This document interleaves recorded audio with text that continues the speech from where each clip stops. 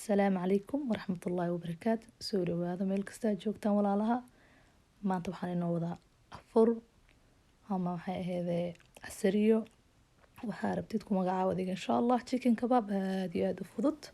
xagga waxaan ku haysanaa waa khudradda waa isku soo shiideena. waxay ka kooban tahay waxaa weeyaan xabad basal ah, laba xabo barbarooni mid green ah iyo mid red ah insha Allah, iyo laba xabo basbaas ah, toon laba xabo toon ah. intaas isku soo shiida khudradda jecesha isticmaali kartaa. xagan waxaan ku haysanaa waa chickenkii oo shiidan. anaa shiitay kan laakiin adiga waa soo shiidan kartaa, iyo xawaajiyo isku dardara iyo maraq digaag cusbo. xagga kale waxaan ku haystaa bur iyo warango ama cornstarch isku soo daray haystaa. haddaa warangada ama cornstarch ka haysanin muhiim ma ahan, burka kali ha isticmaali kartaa biidnillaah.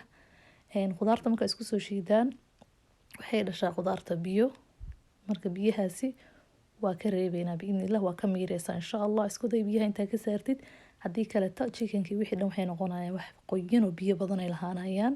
adna waxay kugu qasbaysaa marka bur badan inaad ku dartid. so taasi sibay kuugu dhicin insha Allah.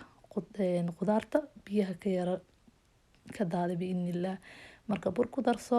haddaa isdhahdid wuu kaa jilcayaa ama gacmaha inay kaaga dhegdhegaysaa aragtid, moo bura ku darsanaysaa biidnillaah. marka insha Allah ma la rabo gacmaha inay kaaga dhegdhegto. saasaa gacantayda kuusu kusoo qaadid, gacantaada ku fidin kartaa. ani gacantayda ma isticmaalaa inta badan, laakiin dadka qaar waxay sameeyaan sidii jabaatigii u fidiyaan oo mataqaana inay meel saaraan bacda baking ay saaraan, kabacdina waxay isticmaalaan koobka afkiisa ama adiga waxba ay ku shape gareystaan. marka maasha Allah waa soo fry gareyneynaa hadda.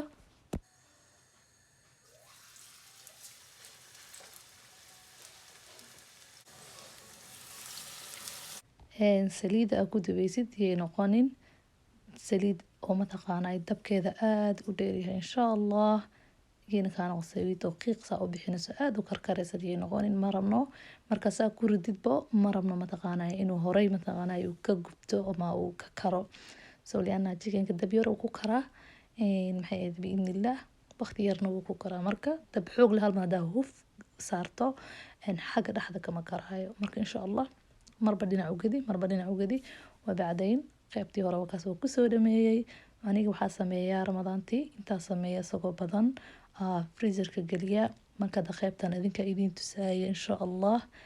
waxaan rajeynayaa waxyaalo badan soo wada. please like saara, subscribe insha Allah. waxaan rajeynayaa inaan wax ka faa'iideen biidnillaah. ramadaankan ilaahay hayna gaarsiiyo, khayrkiisana ilaahay hayna siiyo. khayr badan idin rajeynayaa. السلام عليكم ورحمة الله وبركاته.